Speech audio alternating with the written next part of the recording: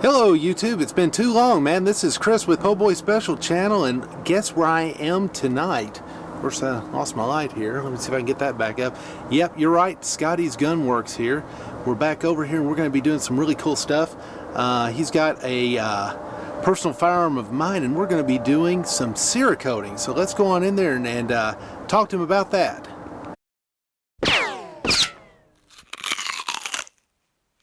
I might show off some of his iconic pictures that he's got up there. He's got the rifleman up on the wall over here. Some of us old timers can remember that television show. Hey Scotty, how's it going? I'm pretty good.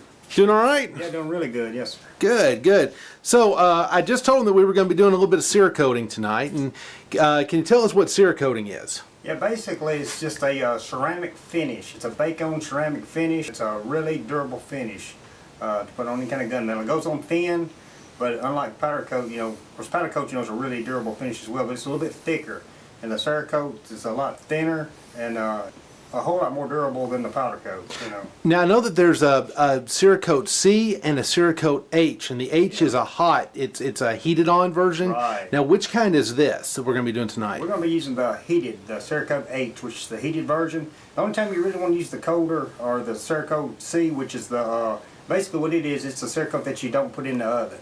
You just kind of put it on there and it takes a lot longer to cure out is what it is. What kind of gun we're going to be Cerakoting tonight here, Chris? Okay, now this is a Springfield XD Generation 1, and the reason I chose this one to bring in is because, well, the Generation 1s were known to have a little rusting problem. Scotty, you know that. Yeah. And you and I have done a lot of videos so far. We've done a whole lot of stuff from woodworking to some bluing to some gun repairs and stuff. Yeah. And you do it all. You do everything here. This is a full service gun shop, including some tactical work too. Yeah, we do. And tactical work. Yeah, and that's something that we haven't shown yet. Is you getting into some modern weapon systems and showing what you can do for those. Yeah, we got some tactical shotguns we're going to be building here later on into the future. Just kind of getting everything lined up, and we're going to be doing some trigger adjustments. On the SAG 12. How we'll move the trigger back up in its original position. So we'll have some tactical fun as well as some historical fun. We sure will. All right, sounds good. So let's keep moving on the pistol. Okay, what we're going to do here on this pistol right here, first thing we're going to do is we're going to take the slide off of it. The polymer and everything on this here is in really good shape, so I don't think we ought to do anything to it. Basically what we'll do on this particular gun right here is we'll just Cerakote the frame, or the slide rather. And what we'll have to do is take it off the frame and gut it out. Take the sights off of it, take the firing pin mechanism and all that out of it, because it's good to have all that out. We were just discussing the sights on this thing, whether we should take it off or leave it on there and redot them. I mean, will the redotting be as durable as the original dots? Yeah, it will. We'll put the same kind of paint they put on there at the factory.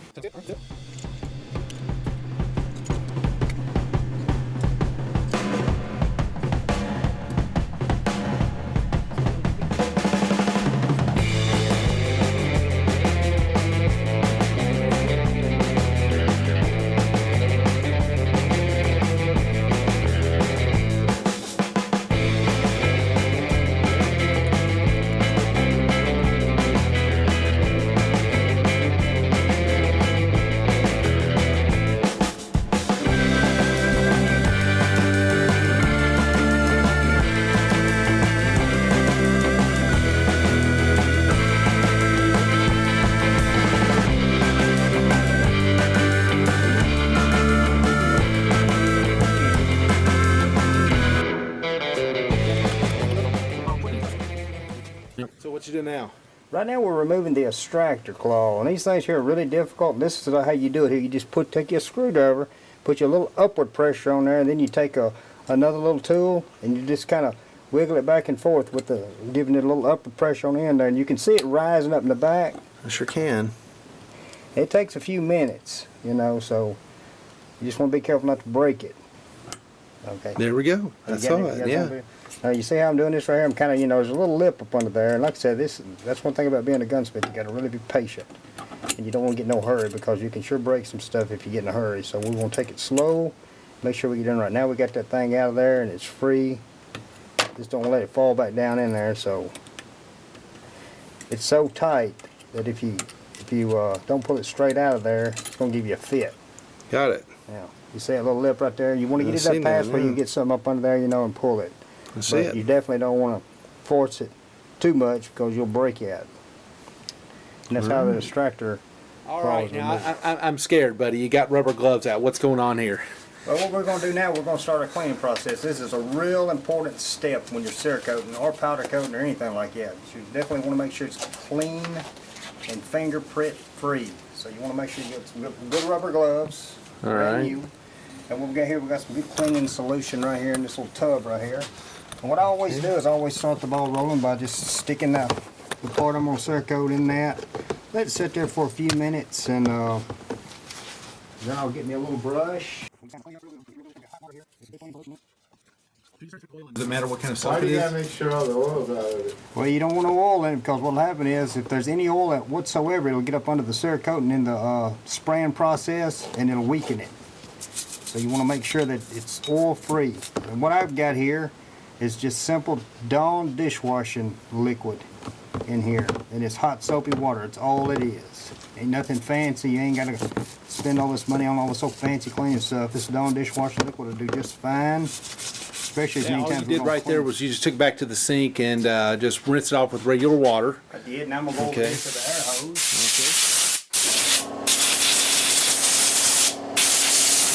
Right now we'll just go ahead and put it in the oven just like it is. And we'll heat it up real good, and we'll get any oil that might be up under the sights or anything like that. We'll get it to bleed on out. Let's put it in there right now. Okay. All right. And watching an oven cook is like watching paint dry, so we're not going to do that on video. That's it. So Scotty, we've been sitting here, watching paint dry. Actually, we've been watching the Military Arms channel about, Yeah. the video on the Cerakote Yeah, that was very finish. impressive. That was really impressive, wasn't it? Yeah. He does a great job with his videos anyway, and so there's a shout out to the Military Arms channel. But what are we about to do now? Well, right now we're going to take it out of the oven, and it's been in the oven here for a few minutes, just kind of, heating up, getting all the oil and everything up under the sights and everything. So I'm going to take it out, let it cool down for a few minutes, and I'm going to put it in some acetone. So here we are with the slide and the acetone. Yeah, we're fixing to dip it down in there and just kind of quench it a little bit. Just another step to make sure that we got all the oil off of it. All right. Oh yeah. Okay. And that stays in there 10 minutes? Yeah, I usually like to leave it in there anywhere from 5 to 10 minutes. All right, that time? It's about that time, yeah. All right, let's... Okay, we'll just pull it out of there and...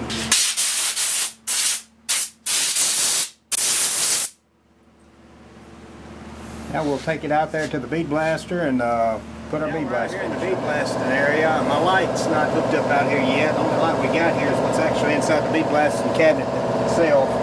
Anyway, what we'll do is we'll just take and put this in there. As you can see in there, we've got aluminum oxide, is what that is. And what we'll do is we'll take and put the bead blast finish on it. All right. And folks, I'm sorry about the sound, but that air compressor has to stay on. And then I'm going to do my best to get the best video we can of this. Now this does a couple of things. This strips off the finish and preps the metal, right? Exactly, yeah. And it's important that you use this aluminum oxide, which is a fine grit. Don't want it to be too fine, but about 100 grit's about what you want, somewhere around that neighborhood. That'll allow the Cerakote to really adhere real good to it. I think I can see it better than the camera can. I'm going to open this up and we're going to take a look at it right All now, right. see what kind of progress we're making. Woo! Yeah, there we go. You can see that it's kind of... We'll hit it again just a little bit on these sides right here. Okay. Looks like we got it pretty good up inside there, really good. And just a little bit in the back there. So you do two-tone service too, right? Yeah, we do.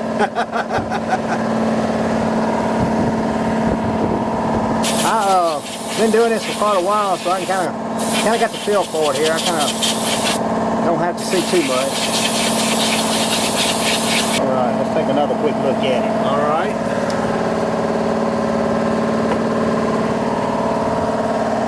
I would say that right there is probably what we want. That's looking pretty good from this side. Maybe just a little bit more right there in the front there, and I think we'll call it done as far as the bead blast is concerned. Okay.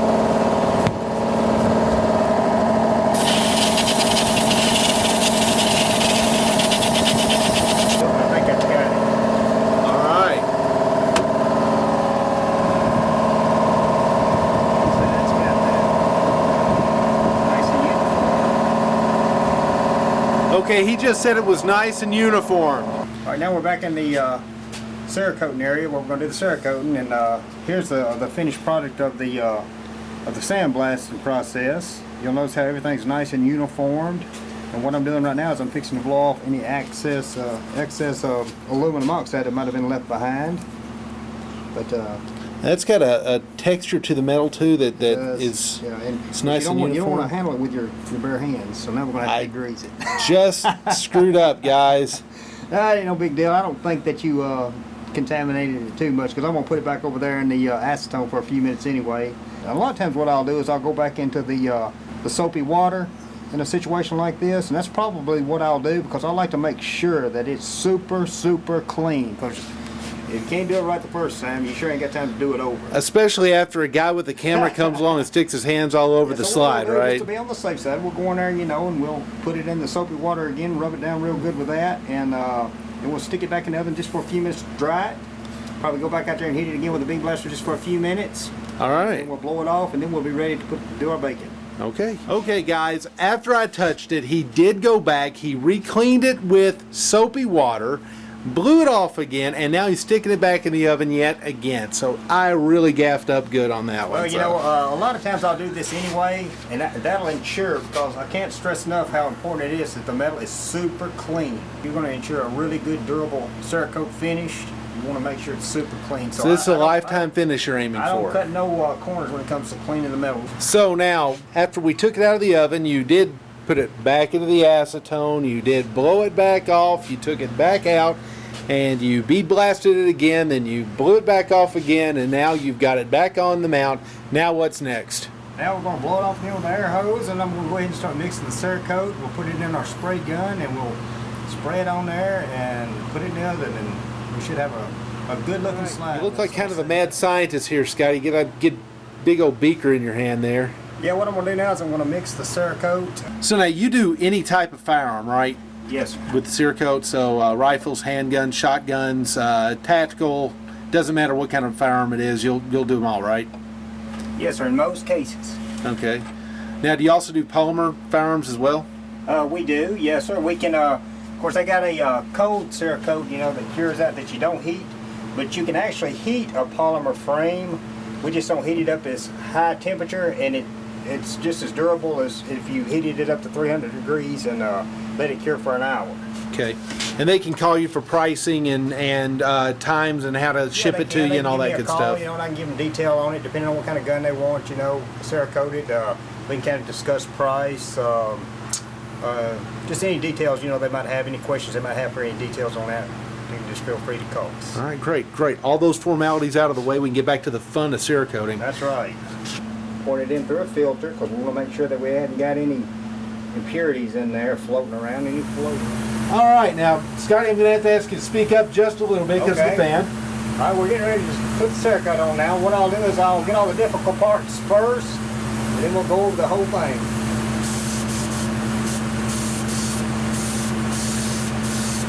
It's a light coat.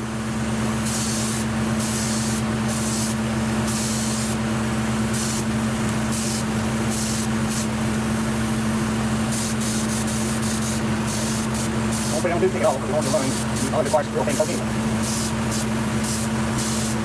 What I'm doing is I'm making sure that I get all these, like these little detailed spots right here where this the finger grips are on the slide. I have seen cases where people are Cerakoted and they didn't get them little areas right there, the little detailed areas. And then no worse than getting all done with it and then until you miss a spot.